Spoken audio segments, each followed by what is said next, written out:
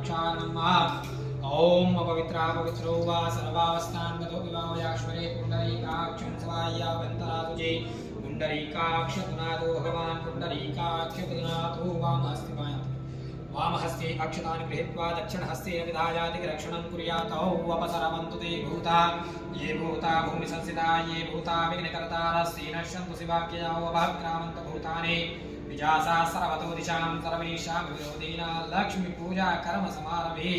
ओम प्राच्यै नमः, ओम अवाच्यै नमः, ओम प्रतीच्यै नमः, ओम उदीच्यै नमः, ओम पूर्वायै नमः, शेषपूजा पुण्यै नमो नमः। ओम पृथ्वीति मन्त्रस्यामेरो पृष्ठऋषि सूत्रं छन्दः पूर्वो देवता आसनसूदने विनियोगा पृथ्वी त्वयार्दिता लोका देवी त्वं विष्णुनार्दिता त्वं च धारमहं देवी पवित्रं कुरु चासनं पृथिव्यै नमः आधारशक्त्यै नमः कमलासनायै नमः सर्वोपचारार्थे